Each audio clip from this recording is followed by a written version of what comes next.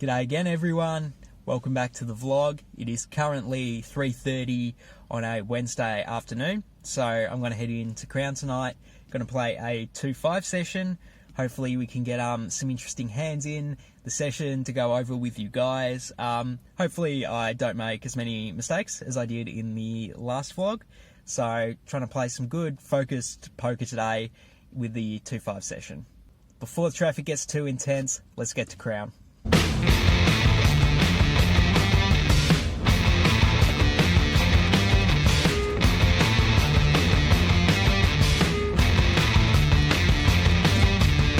It is about 4:15 at the moment, so traffic wasn't that bad. Got in about 45 minutes in the casino car park right now. We're about to head into the poker room, chuck our names on the 2-5 list, and we'll see if we can't get a good session in today.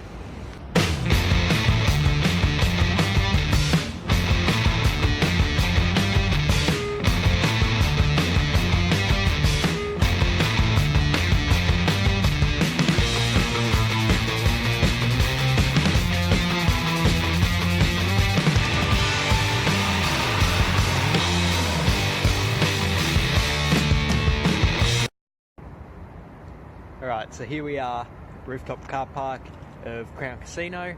A lot of people were wondering why in my first vlog, I didn't take any pictures from inside the casino to sort of show people who haven't been to Crown what the poker room looks like.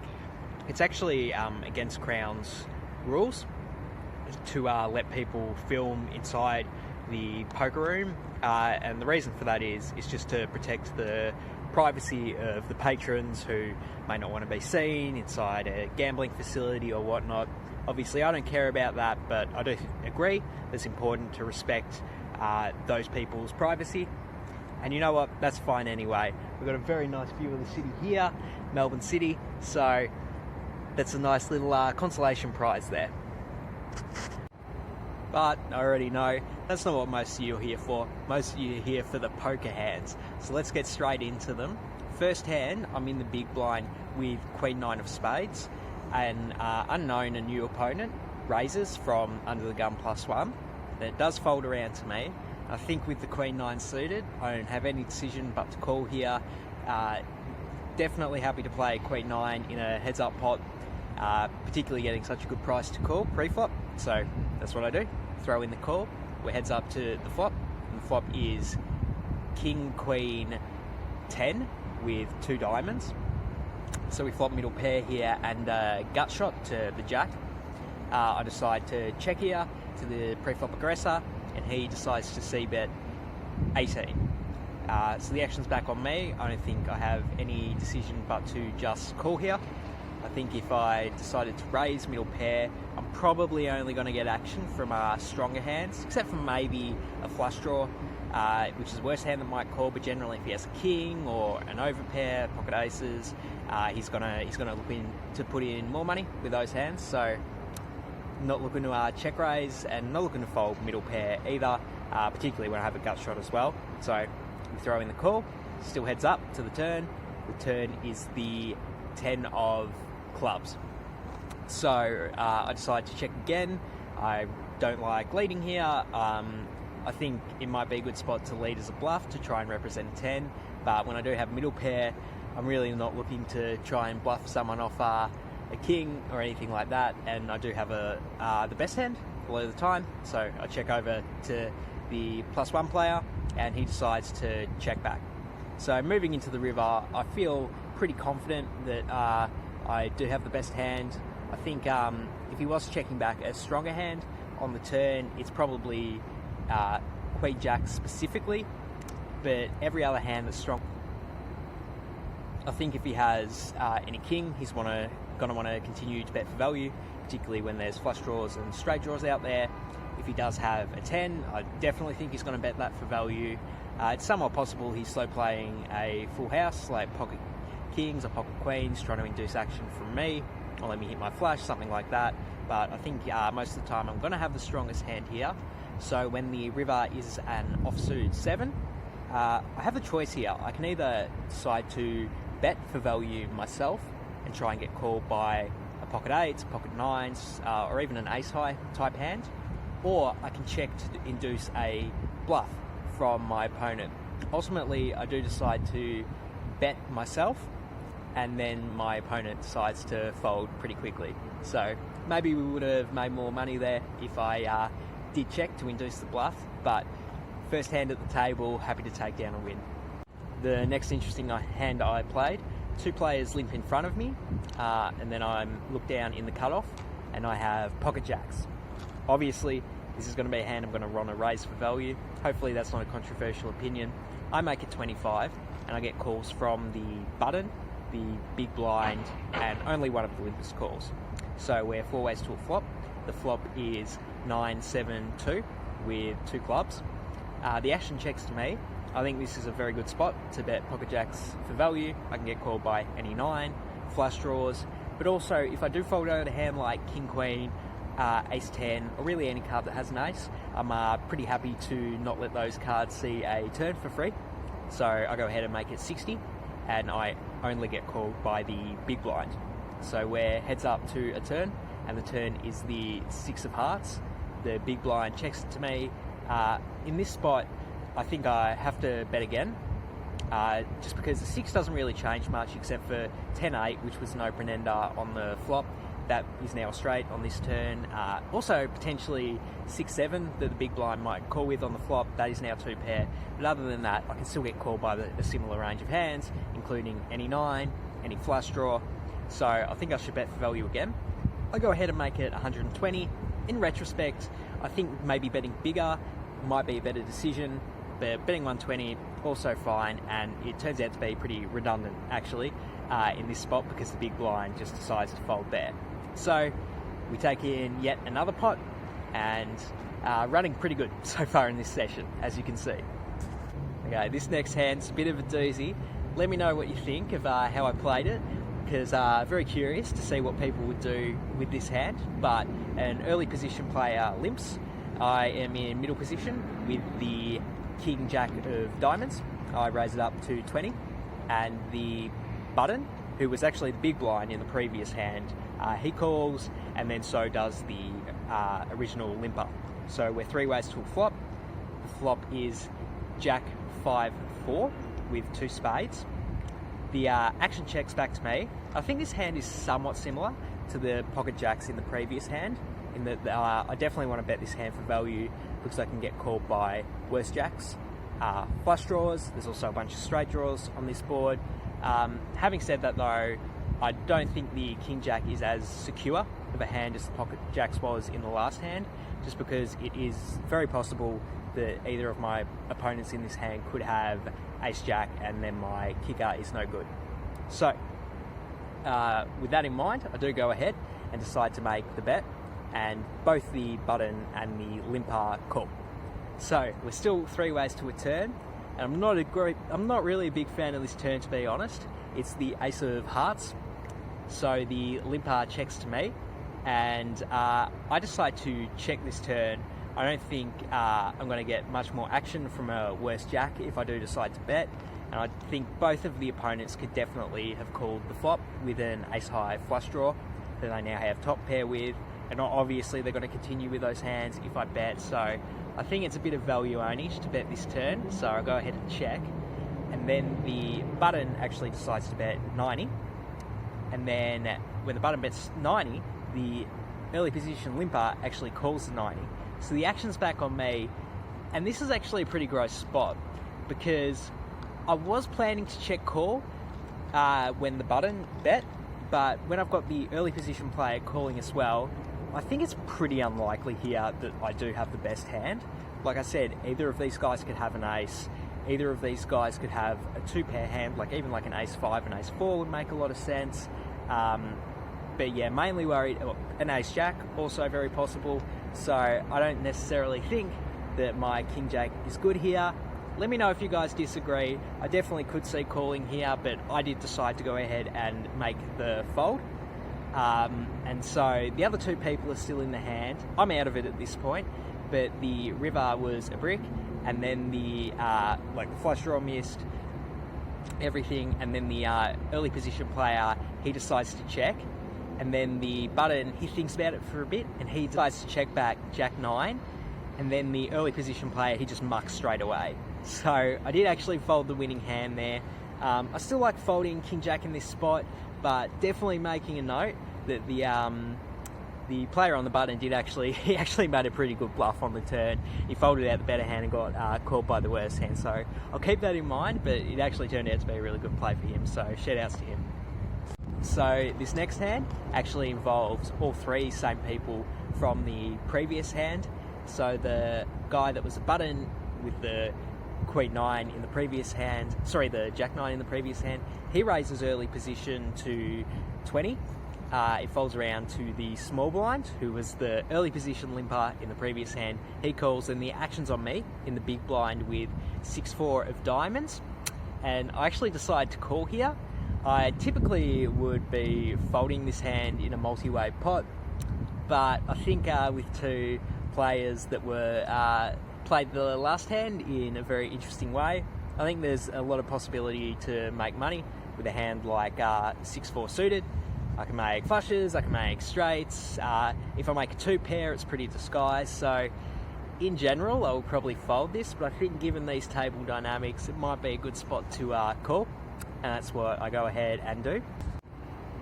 So we're three ways to a flop, and the flop is absolutely beautiful. It is 8-7-5 rainbow.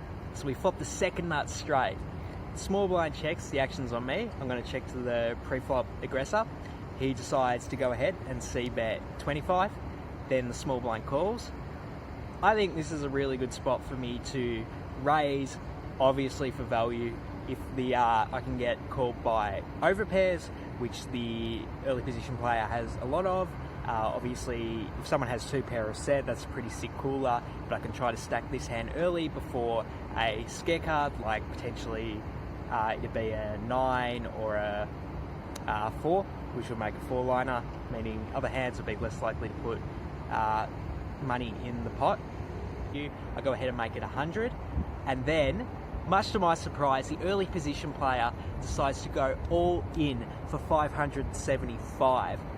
Obviously, I'm doing cartwheels at this point because this guy, he does not have 6-9 in his range, and he could be doing this with an overpair or a set himself. So I'm absolutely loving this spot. Small blind calls, I just snap call and I show my straights straight away. Just don't want to slow roll the poor guy when I obviously have the winner. And the board runs out with a queen and an ace, and then the early position player, he just mucks his hand. So we scoop in an absolute monster pot when we flop a straight with a very speculative pre-flop call.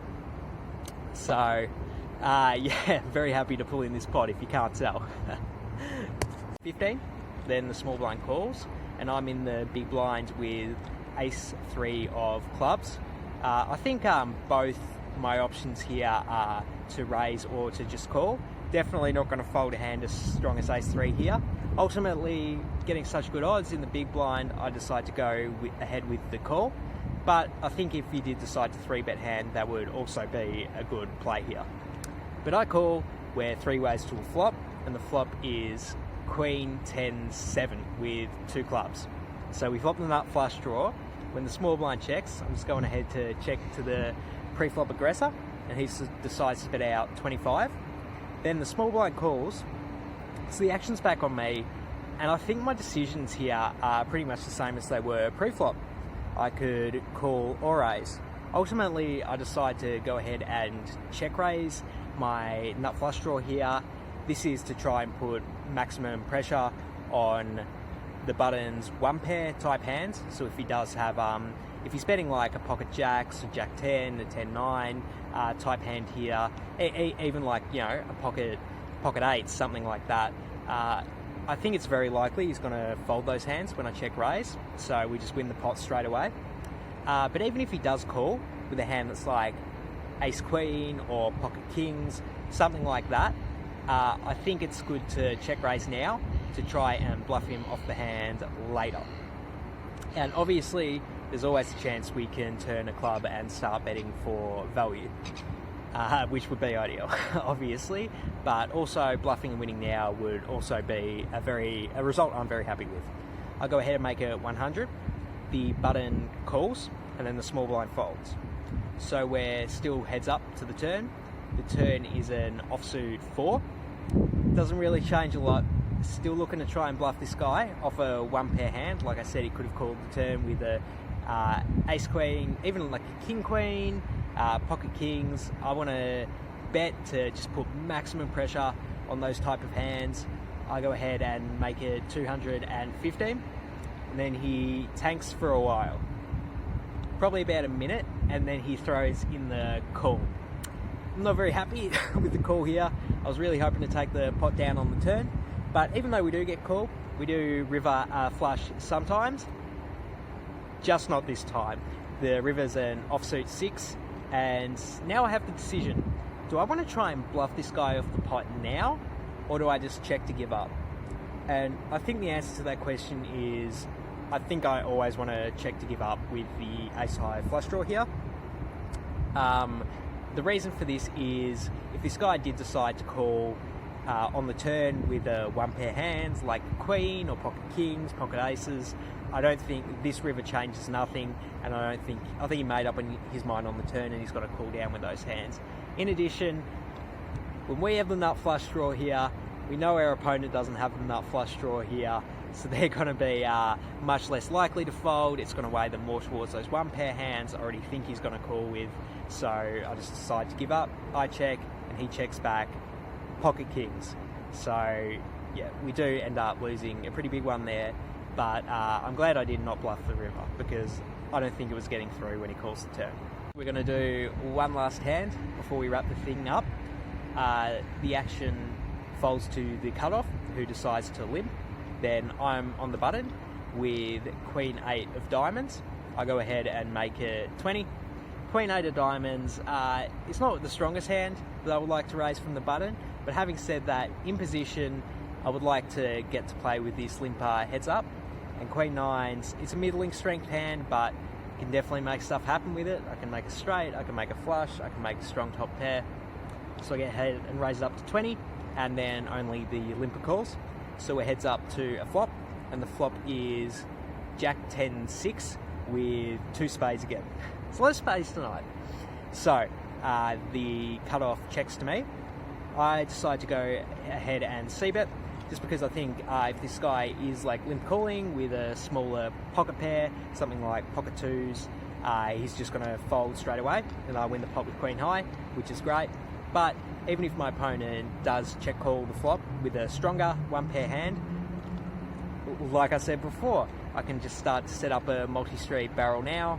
And obviously, if I turn a 9, I'm going to make a straight and then be able to bet for value. Same story if I turn a queen. So I go ahead and bet 30, and then the cutoff decides to call. So we're still heads up to a turn, and then the turn is an offsuit 6. So the cutoff checks again, and the action's back on me. And everything I said that was true on the flop, I still think's true on the turn. I got to try and gonna run a bluff here with my queen high, try to get it off a weaker one pair hand, apply max pressure. I go ahead and bet 70. He thinks about it for a while and calls. So we're not looking too good here with just the queen high heading into a river, when the river is the 2 of clubs. Flush draw bricked, a jack is still top pair, the cutoff checks and the action's on me, and now I have the choice again. Do I want to bluff the river, or do I just want to check back to give up? Well, unlike the previous hand where I gave up with the nut flush draw hand and did not bluff with it, I think the Queen 8 of diamonds is actually a pretty good hand to use as a bluff on this river, just because I don't have any spades in my hand. So it's much more likely that my opponent was calling down with like an ace high flush draw type hand they were trying to make a flush on, and they're just going to fold it when I bet. So that makes me like using Queen 8 a lot better. But having said that, my opponent did call twice, so if they call the turn with like a jack or a 10, they're probably going to be pretty tempted to call this river. So, but that's poker. You got to take a risk sometimes. I go ahead and bet 180, and then my opponent actually folds straight away. So I think it was very likely he was calling down with a flush draw. So very happy to win the pot with Queen High. That's going to wrap it up for the vlog today. Didn't play too many more interesting hands after all those. So just let me know what you think of this vlog, guys. Obviously I changed up the format a bit today. I was much more concise with my hand history reviews. I know a few of you thought I was just going on and on and on in the previous one, so I kept it brief for today. But hopefully I still got some good information out to you guys. So let me know. You can hit me up on Instagram. You can slide in the comments below here on YouTube. Let me know, because I'm trying to make these things for you guys. So I'm going to always be all ears to hearing any ways I can improve the vlog moving forward. So I look forward to hearing from you guys, and hopefully we can get another one of these out pretty soon.